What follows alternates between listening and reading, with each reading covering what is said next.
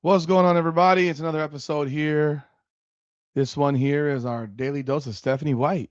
She spoke to the media today for a few minutes, maybe three and a half. Another short-lived, abridged interview with Stephanie White, and she don't know what she said, but we'll find out on this edition of Daily Dose of Stephanie White. Hit the intro.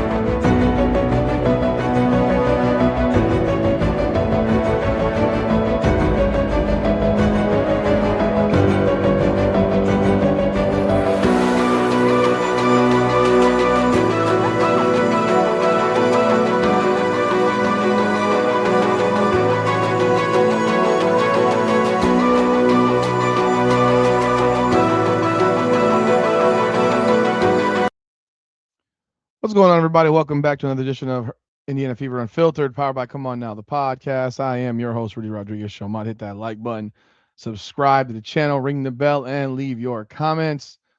We got another episode right here. This is our daily dose of Stephanie White. Indiana Fever play the Portland Fire tomorrow night, and we will be dropping a preview shortly on that game. But before we do, we want to check out what Stephanie White had to say. We know that Aliyah Boston is day to day. Don't know if she will play tomorrow night. We all know that she said what she said. You saw my video. If you haven't done so, please do go check it out.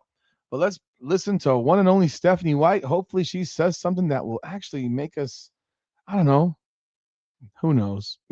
But let's take a listen. She seems good to me. She's KK. She's like the Terminator. She said she's good to go. So, because Michaela Timpson said she's good to go despite having a shoulder punch to her face, for which she appeared to get knocked out, she's good to go. Do they not have a concussion protocol in the WNBA? Because she looked ripped, like she looked jacked up there, like she got jacked up. Like those old football videos, football things they had on Sunday for ESPN said he got jacked up. She got jacked up. But I'm sure Stephanie hasn't even talked to you know, the medical people because she stays in her lane, as you know. This group of forwards, or with the forwards beyond Aliyah, just what are you looking to see from them moving forward? What are you, I guess, just Activity on both ends of the floor. I mean, activity on the defensive end, being disruptive, rebounding. We got to do a better job of rebounding and really being hard divers. We've got opportunities to play through Maisha and Didi in the same way that we do, AB, especially in the quarter court. So we need to take advantage of that. And with Mo and KK, I think their activity level on both ends can really be helpful for us. And it's just fine tuning like where they get those looks, where they get those cuts, getting out of screens a little bit quicker to either get a layup or be a vacuum. And then for our guards, reading out of that. Only 4 games in, what do you think of the connection between Caitlin and Maisha? I think when it comes to transition, it seems like a couple of passes might surprise her early, but then she catches on. I think it's good. Look, I mean, Maisha knows how to play.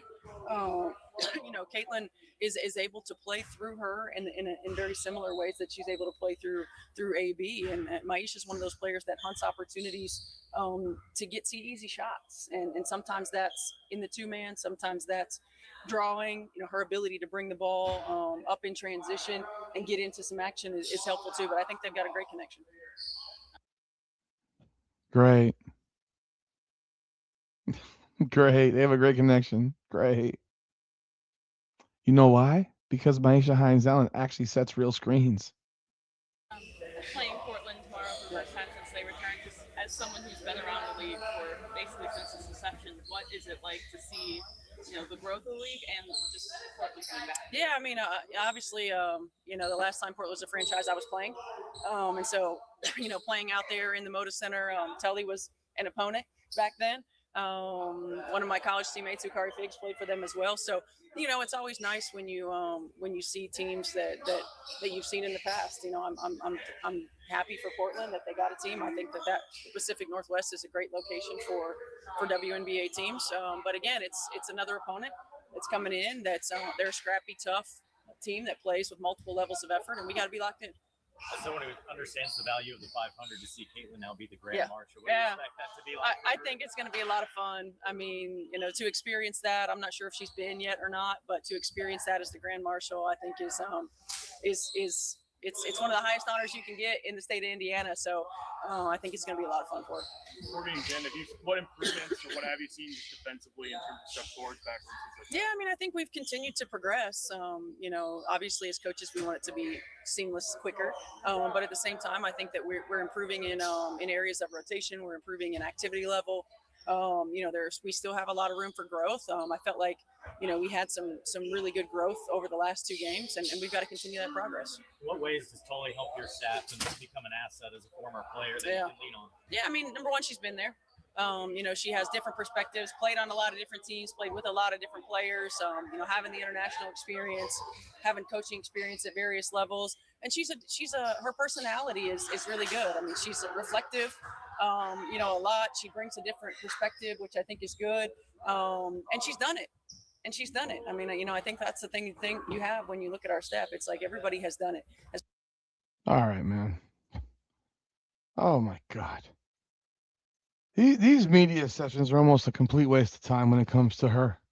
They're almost a waste of time. By the way, they're talking about someone by the name of Tully Belavacqua, who is now apparently a coach on the Indiana Fever, because she was interviewed in the same press conference, or she's now somehow attached to the Indiana Fever, but don't know really much more than that.